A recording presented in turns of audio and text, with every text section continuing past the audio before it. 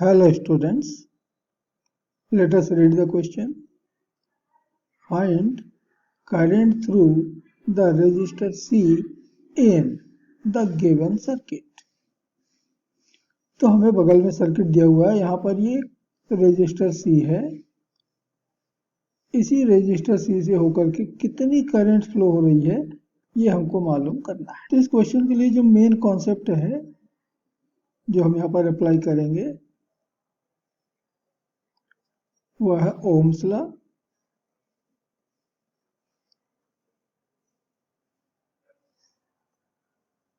And Kirchhoff voltage law KVL।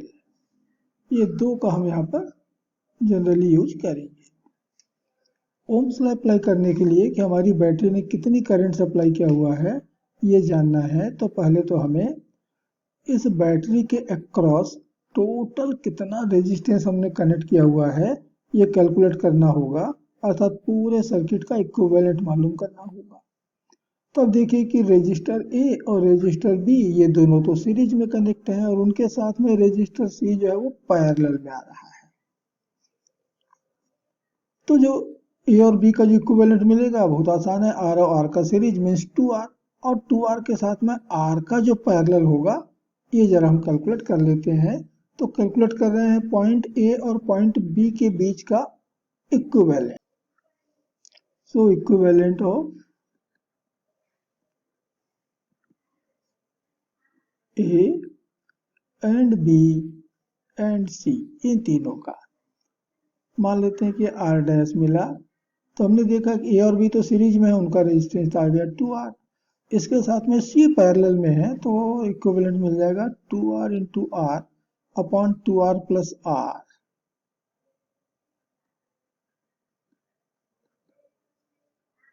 Means 2R/3। तो हमने यहां तक निकाल लिया है A और B के बीच। अब आगे देखिए कि रेजिस्टेंस D ये इनके साथ में सीरीज में आ गया, तो इक्विवेलेंट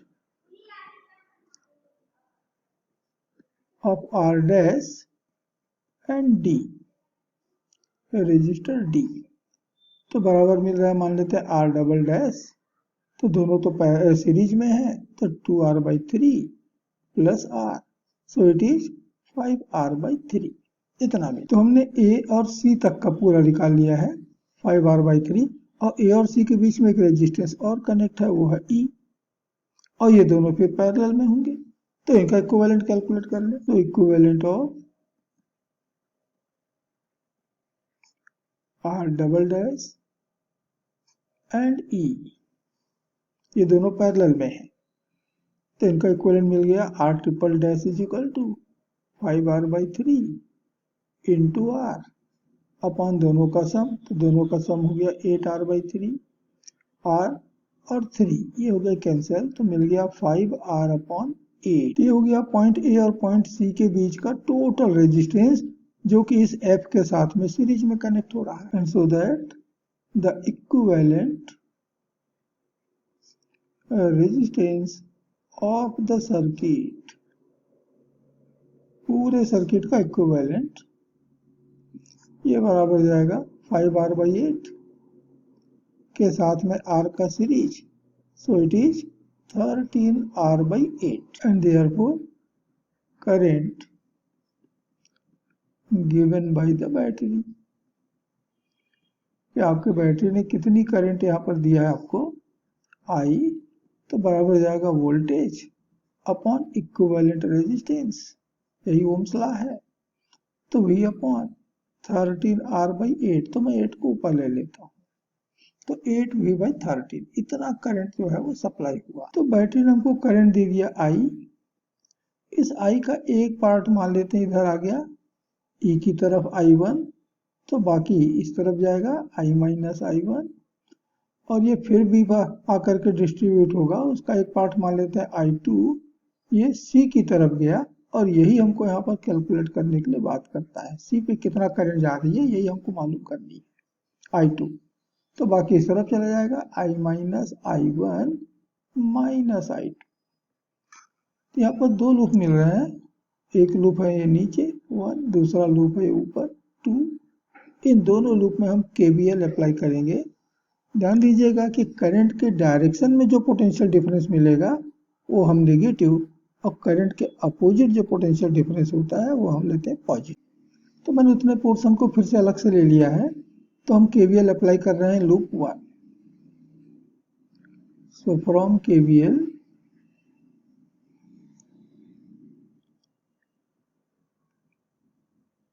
इन लूप 1, तो हम चलिए सी से स्टार्ट कर रहे हैं और क्लॉकवाइज जा रहे हैं, माने इस तरफ जा रहे हैं, ऐसा जाएंगे, पूरे लूप में घूमेंगे आप। तो घूमते समय यदि हम करंट की डायरेक्शन में जा रहे हैं तो वो नेगेटिव पोटेंशियल डिफरेंस, और करंट के अपोजिट आ रहे हैं तो पॉजिटिव। तो पहला ही पोटेंशियल डिफरेंस देखिए, आप करंट की डायरेक्शन में जा रहे हैं, सी से ये जा रहे हैं करंट की डायरेक्शन I1 की डायरेक्शन में, तो ये हमारा नेगेटिव पोटेंशियल डिफरेंस हो जाएगा। और कितना होगा, तो ओम्स लॉ कहता है the current into the resistance, ये। लेकिन अब हम जब C को क्रॉस करेंगे तो उसके करंट के अपोजिट क्रॉस कर रहे हैं, इसलिए पॉजिटिव। कितना हुआ, I2 इंटू R। और B को भी हम क्रॉस कर रहे हैं, सॉरी D को हम जब क्रॉस कर रहे हैं तो ये भी इसके करंट के अपोजिट जा रहे हैं। हमारे B से C और करंट जा रहा है C से B, यानी करंट के अपोजिट, तो ये भी हमारे लिए पॉजिटिव होगा। प्लस कितनी करंट, तो I minus I1। Resistance R equal to 0। हम पूरा घूम करके उसी पॉइंट पे वापस आ जाएं तो टोटल पोटेंशियल डिफरेंस एक लूप का हमेशा 0 होता है। यही तो किरचॉफ लॉ है। तो चलिए R तो कैंसिल हो गया, सब जगह से कॉमन लेकर के कैंसिल हो गया, तो क्या बचा, minus I1 plus I2 plus I minus I1, तो हमको मिल रहा है minus 2I1 plus I2 equal to minus I। ये हमारा पहला इक्वेशन हो गया। ऐसे ही हम केवीएल कहां अप्लाई कर रहे हैं, लूप 2 में।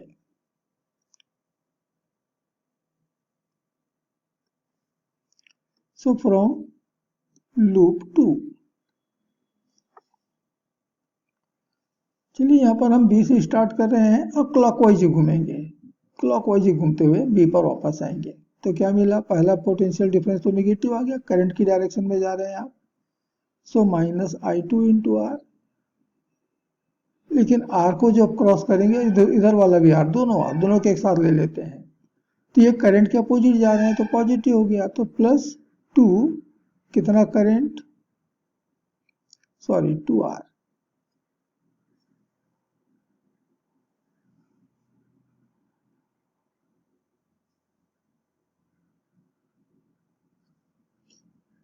तो रेजिस्टेंस यहाँ पर 2R और करंट हो गया I minus I1 minus I2 equal to 0। फिर से R कैंसिल, तो क्या बच गया, minus I2 plus 2I minus 2I1 minus 2I2 equal to 0। थोड़ा अरेंज कर लेते हैं, तो minus 2I1 minus 2I1 minus 3I2 equal to minus 2I। पूरे से माइनस साइन को कैंसिल कर दें तो बच गया 2I1 plus 3I2 equal to 2I। ये हो गया हमारा इक्वेशन नंबर 2। इक्वेशन 1 में देखिए माइनस 2I1 है, यहाँ देखिए प्लस 2I1 है, आपस में ऐड करेंगे, जोड़ेंगे तो ये कैंसिल भी हो जाएंगे। तो भाई 1 प्लस 2 क्या मिल रहा है, प्लस 2I माइनस 2I तो कैंसिल हो गया, I2 plus 3I2 means 4I2